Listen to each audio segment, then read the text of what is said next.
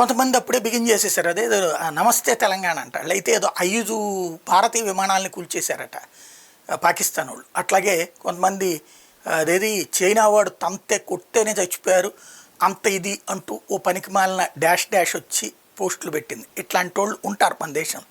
అయితే ఇక్కడ పాకిస్తాన్ గురించి ఎక్కువగా ఊహించుకోవడం అనవసరం. ఎస్, నిజం, ఓ రోక్ కంట్రీ, కానీ దాని దగ్గర ఒక అనుభవం ఉంది కాబట్టినే దాన్ని ఇప్పటిదాకా చర్చిస్తున్నాం. లేకపోతే కనుక అది పనికిమాలిన దేశమే. కానీ అట్ ద సేమ్ టైం వాడికి ఏ వాల్యూ లేదు, వాడికి ఏ విధమైనటువంటి ముందు చూపు ఉండదు. కానీ గుడ్డెద్దు చేలో పడ్డట్టు ఒక సైకో మనస్తత్వం కలిగినటువంటి దేశం.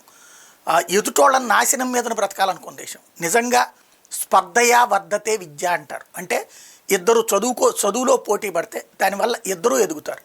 అలాగే దమ్ముంటే మనతో వ్యాపారంలో పోటీ పడాలి, మనతో పరిశ్రమల్లో పోటీ పడాలి, మనతో మ్యానుఫ్యాక్చరింగ్ రంగంలో పోటీ పడాలి, మనతో అభివృద్ధిలో పోటీ పడాలి. అలా జరుగుంటే చైనాతో పోటీగా భారత్ పాక్ రెండు కూడా సక్సెస్ఫుల్గా నడిచాయి.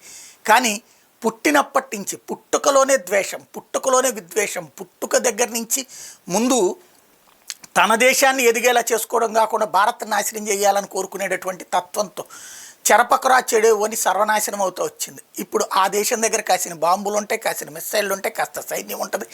అదే సందర్భంలో ఐఎస్ఐ ఉంటుంది, తీవ్రవాదులు ఉంటారు, అందరూ ఉంటారు. అందరూ ఉన్నారు కాబట్టి ఇక్కడికి ఏదో అయిపోతుందని అమాయకత్వంతో కూడినటువంటి ఆలోచనలను తగ్గించుకుంటే వాళ్ళు ఏదో చేస్తారు, ప్రయత్నం చేస్తారు. ఈసారి గట్టి ప్రయత్నమే జరుగుతుంది. అవి బాకీ ఆల్రెడీ మన సైన్యం కూడా చెప్పింది. ఇంకా బాకీ తీర్చుకోవాలనుకుంటున్నారా, తగ్గి సర్దుకుంటారా వాళ్ళ రక్షణ మంత్రి చెప్పినట్టు చూడాలి.